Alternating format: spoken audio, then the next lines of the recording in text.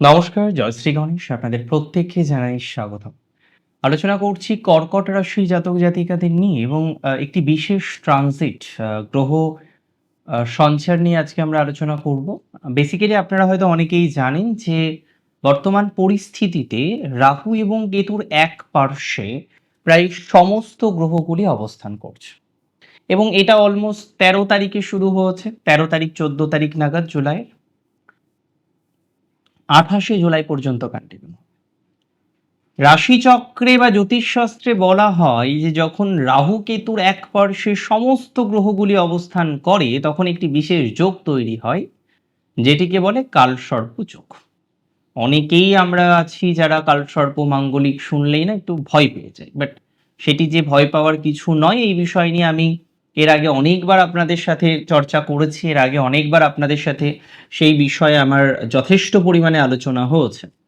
কিন্তু রাশিচক্রে এহেন একটি যোগ তৈরি হওয়ার কারণে আমরা প্রায়শই দেখতে পাচ্ছি প্রত্যেক রাশির জাতক জাতিকাদের ক্ষেত্রে কোনো না কোনো বিশেষ বাধা আসছে।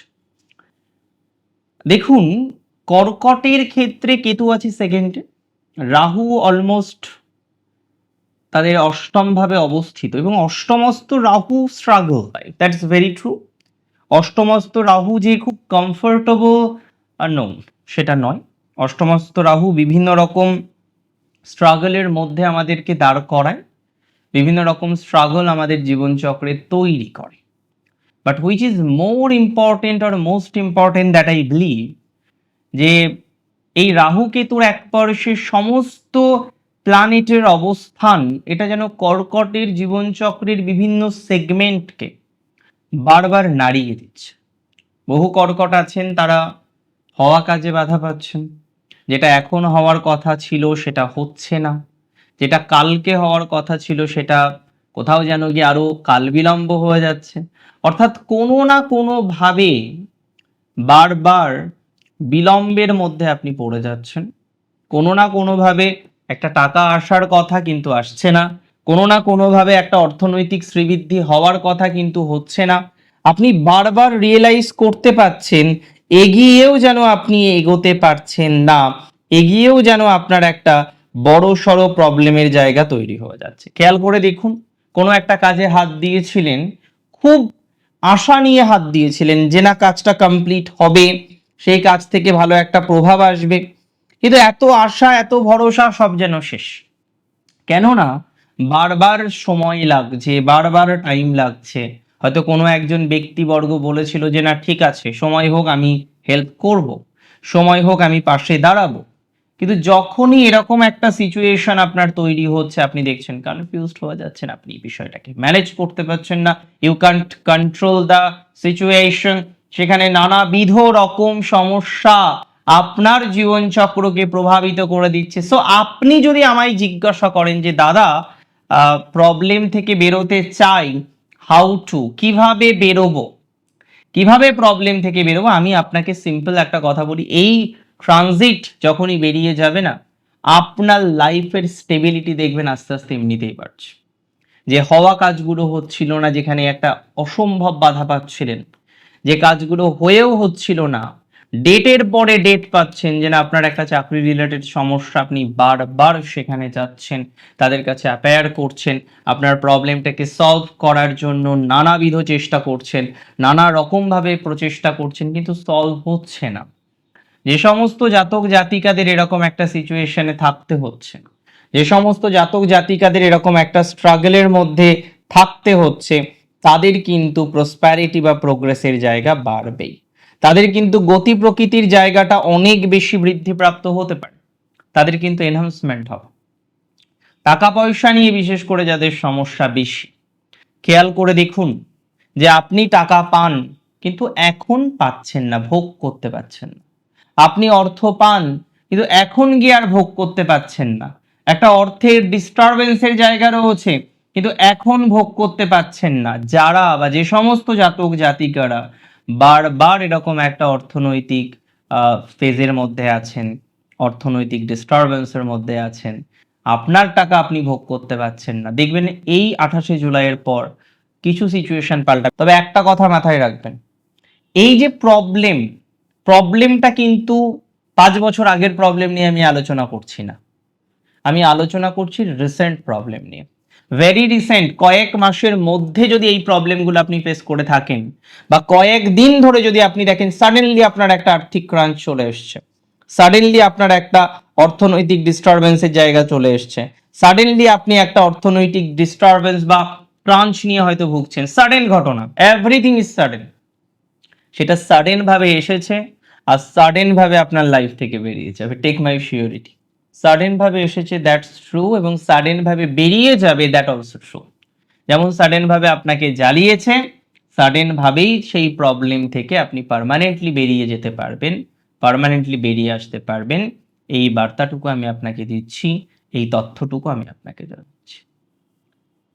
কর্কটের ক্ষেত্রে আরো কিছু সাডেন প্রবলেম এসেছে, যার মধ্যে উল্লেখযোগ্য হচ্ছে কিছু ল লিটিগেশন বা ইনহেরিটেন্স প্রপার্টি বা প্রপার্টি রিলেটেড কিছু ডিস্টারবেন্স, যেটা আপনাকে কারেন্টলি বেশ বেশি ফেস করতে হচ্ছে। ট্রাই করছেন এই প্রপার্টি রিলেটেড সমস্যা, ইনহেরিটেন্স রিলেটেড প্রবলেম বা জটিলতা থেকে অনেকটা বেরিয়ে আসার, কিন্তু নাও এ ডেজ কোনো না কোনোভাবে সেই জায়গাটাকে সমাধান করতে পারছেন না, সমাধানযোগ্য একটা জায়গা তৈরি হচ্ছে না।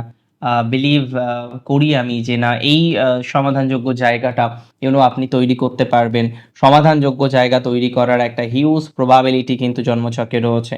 সো এটি নিয়ে কিন্তু কোনো রকম সন্দেহ নেই, এটি নিয়ে বিশেষ কোনো নেগেটিভিটি জায়গা আসবে বলে আমি অন্তত পক্ষে মনে করি না।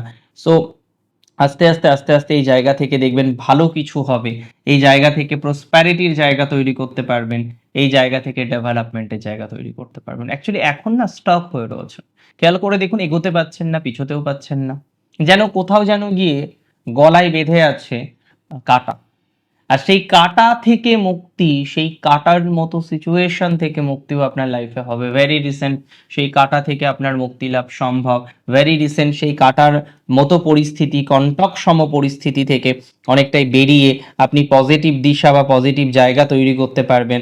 আমি মনে করি এক্ষেত্রে কাঁটা থেকে বেরোনো যাবে, এবং তার যদি আপনি বলেন যে দাদা সব বুঝলাম, সবই ঠিক আছে, আপনি শুধু টাইম বলুন কবে, when it will happen, well আমি সেটাও আপনার সাথে শেয়ার করব। আমি মনে করি 28th জুলাইয়ের পর আমরা এই ধরনের ম্যাটার, এই ধরনের বিষয় একটা প্রসপ্যারিটির জায়গা পাবো, একটা গতির জায়গা পাবো। সো গতি প্রকৃতিগুলো বাড়বে, গতি প্রকৃতিগুলো বৃদ্ধিপ্রাপ্ত হওয়ার অনেকটা সম্ভাবনা রয়েছে, এটা নিয়ে কোনো ডাউট নেই। অ্যান্ড আমি মনে করি চেষ্টার কোনো ত্রুটি রাখতে হবে না। ধীরে ধীরে ধীরে ধীরে সেই জায়গাটাও আপনার তৈরি হয়ে যাবে, ধীরে ধীরে সেই বিষয়টাও আপনারা লাইফে তৈরি করতে পারবেন, স্ট্রাগল ফ্রি হয়ে কিন্তু পথ চলতে পারবেন। এতটুকু শিওরিটি বা এতটুকু অ্যাসিওরিটি দিচ্ছি। And very very very important, যে সমস্ত জাতক জাতিকাদের খেয়াল করে দেখুন যে স্পিরিচুয়াল লাইনে যেতে গিয়ে একটা বড়সড় বাধা এসেছে, আপনি মনে প্রাণে বিশ্বাস করেন, আপনি মনে প্রাণে চান যাতে আপনি আরো বেশি স্পিরিচুয়াল হতে পারেন, কিন্তু এই মনে প্রাণে বিশ্বাস করার পরও আপনি কিন্তু স্পিরিচুয়াল হতে পারছেন না, ডিস্টারবেন্সের একটা পরিস্থিতির জায়গা রয়েছে, আমি মনে করি কিন্তু তাদের পজিটিভিটির জায়গাটাও ধীরে ধীরে ধীরে ধীরে গ্রো করতে পারে। অ্যাকচুয়ালি কালসর্প যোগ অনেকের জন্মছকে আমরা দেখি যে রাহু কেতুর একপাশে সমস্ত প্ল্যানেটগুলি বসে আছে, কিন্তু এটা নিয়ে না অনেক টুইস্ট আছে। কিরকম টুইস্ট দেখুন, 100 জনের জন্মছক আপনি বিচার করুন, তাদের 100 জনের মধ্যে হয়তো দেখা যাচ্ছে যে 5 জনের হয়তো অ্যাকচুয়াল কালসর্পের প্রভাবটা আসছে, বাকিদের কালসর্পের প্রভাবটা নেই। অ্যাকচুয়ালি রাহু কেতুর এক পাশে কালসর্প তৈরি হলে অপর পাশে কিন্তু কাল অমৃত তৈরি হতে পারে। তো এটা নিয়েও অনেক রকমের ভাইবস আছে। আপনি যদি খুব ভালো করে খেয়াল করেন তাহলে একটা বিষয় মাথায় রাখতে হবে যে এই যে গ্রহ সংযোগ, ইয়েস, এটি যে এক্সট্রিম নেগেটিভ সব ক্ষেত্রে তা নয়। কারণ বহু মনীষী আছেন, বহু গুরুজন আছেন, বহু সাকসেসফুল প্রফেশনাল আছেন, তারা কিন্তু এই যোগটি জীবনচক্রে তারা পেয়েছেন এবং তারা সাকসেসও পেয়েছেন। সো এটা যদি আমি বলি যে this is only the reason যে না কালসর্প থাকলেই আপনার লাইফটা স্পয়েল হয়ে যাবে, কালসর্প থাকলেই আপনার সব শেষ হয়ে যাবে, এভরিথিং ফিনিশ হয়ে যাবে, প্লিজ ডোন্ট থিঙ্ক দ্যাট। সেটা একদমই ভাববেন না, সেটা ইউজুয়ালি হয় না। সো আমি মনে করি যে যোগই আপনার হোক না কেন, যে ধরনের ভাইবসই থাকুক না কেন, সেটার পুঙ্খানুপুঙ্খ বিশ্লেষণ করা দরকার। যেমন রবি বুধ থাকলেই বুধাদিত্য নয়, রবি শুক্র থাকলেই দারিদ্র্য যোগ নয়, লগ্নে চতুর্থে সপ্তমে অষ্টমে দ্বাদশে মঙ্গল থাকলেই মাঙ্গলিক যোগ তৈরি হয়ে যায় না, তার অনেকগুলো শর্ত থাকে।